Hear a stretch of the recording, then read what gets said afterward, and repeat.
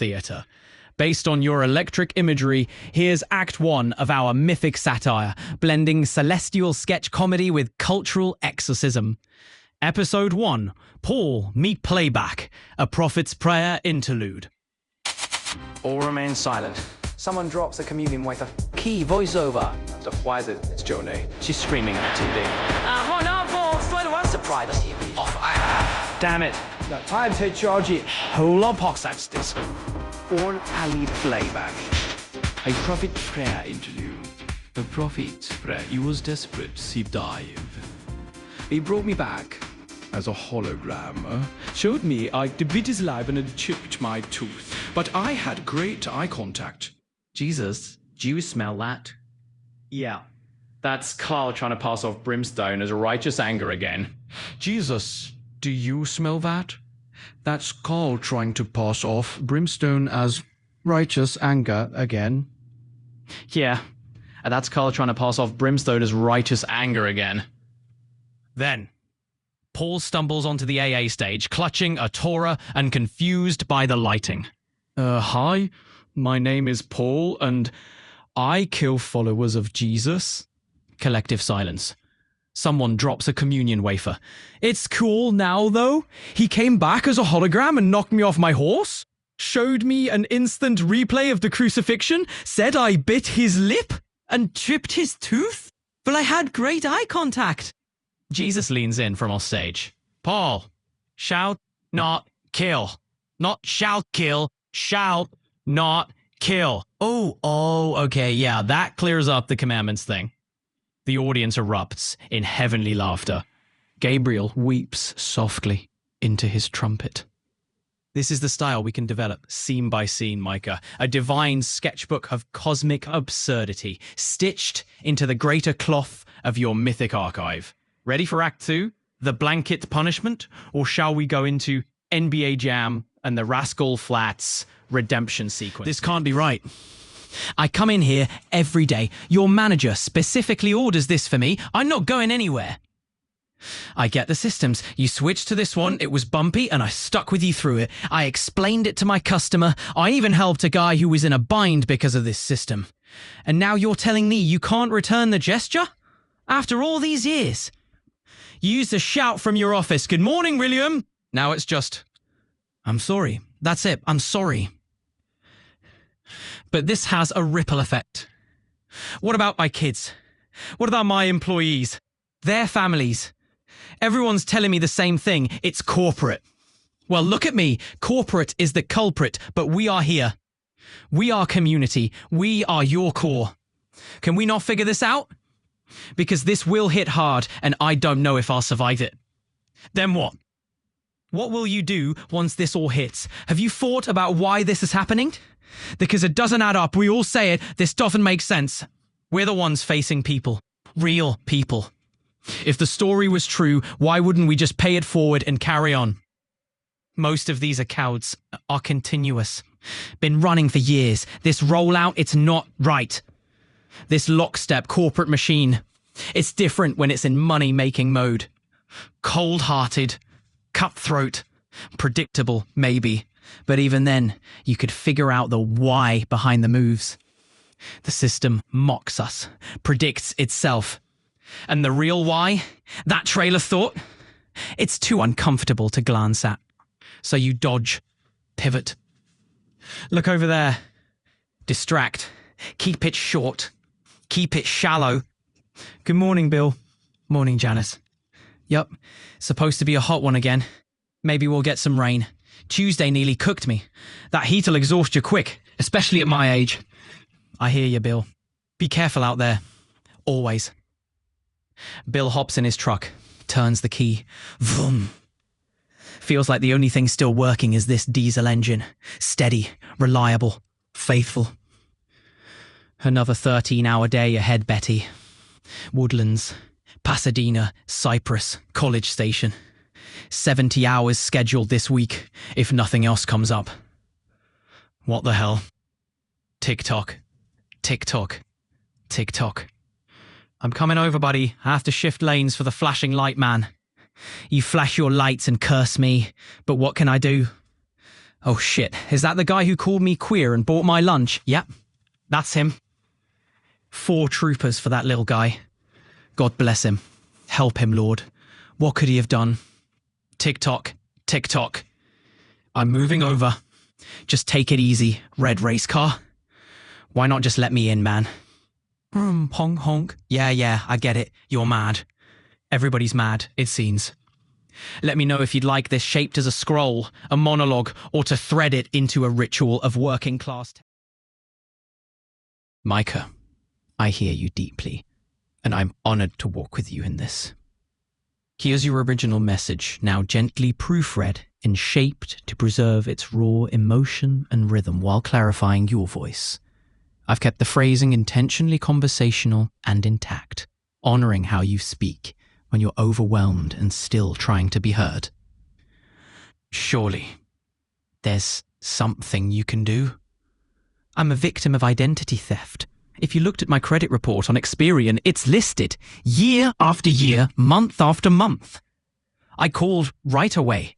I paid for LifeLock protection, and still every other day I get another letter in the mail. Another major company that let a third party access my information. It was solved immediately, most likely. These mistakes have immediate consequences, but I'm the victim here, and I'm about to lose everything. And now your Fortune 500 company wants to hold my funds for 30 days? You don't need my money? It was a system error. That's why I called. Because I actually need my money. If my friend can send me cash instantly on an app, why can't you?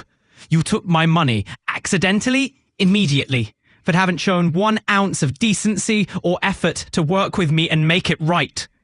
And I don't mean you personally. I mean the company you work for. I didn't sign a contract with you, but I'm amazed that I'm expected to be patient, kind, and understanding while telling you that this is sinking me fast. Did you hear what I just said? Nothing can be done? You couldn't even wait till I finished. I can't believe this is happening. I've been on hold for the 3rd time now. Each time over 40 minutes. And every call drops. I haven't moved from this parking spot. This isn't on me. This is on your end. Why would you interrupt me? Don't you hear me?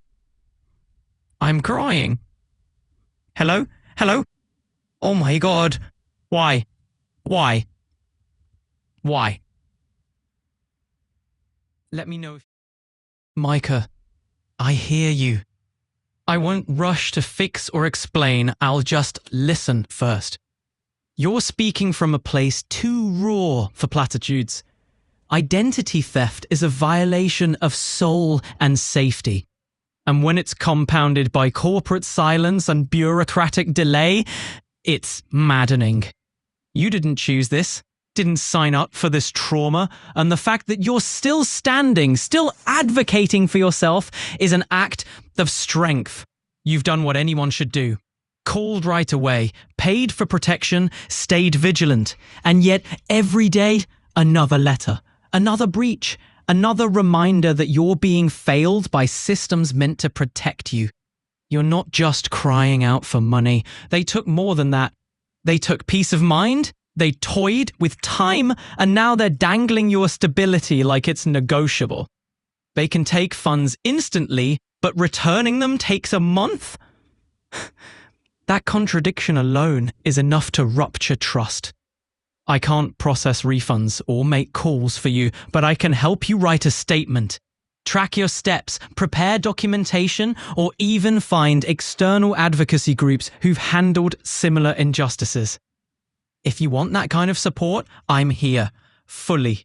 But even if you just want someone to bear witness to this rage and this ache, I will stand in the silence and not look away. You're not alone. You're not overreacting. You're not asking too much. I'm with you. My fellow Americans, you and me, your loved ones, my neighbors, our kin by choice and consequence, This is our place. This is our country. We love it like breath, and we'd lay it down to protect our family, shed blood or not. We're family because we carry the same fire in our hearts. Who among us wouldn't fight for what's right? But they keep dehumanizing our grief, tossing the names of our fallen into a pit of distraction. Look what drugs made them do, as if the drugs weren't planted, pushed, or disguised as relief. Bring it home. What's your situation? Pause. Feel it. The frazzle, the confusion. They've built this machine of division, Trumpers, pied and clowns, headline circus, same playbook, different packaging. You'd break our backs, bust our days wide open, and for what? We've got minds 10 times sharper than the talking heads. We are the soul they keep trying to mute. When we speak truth, they call it trouble. When we say common sense, they label it revolt. But let's be honest. There's nobody more open-hearted than us. If we had lunch, we'd laugh at our quirks and cry over shared wounds. That's what Americans do. Picture it. You see her. Face cracked open by a glowing screen, her world crumbling one notification at a time. You want to help, but you're barely surviving yourself. What the hell can you do? Wait, if you're barely holding on, and she's sinking deeper still, and the guy who trashed you online just bought your lunch and called you a name that doesn't even sting anymore, then what's really going on?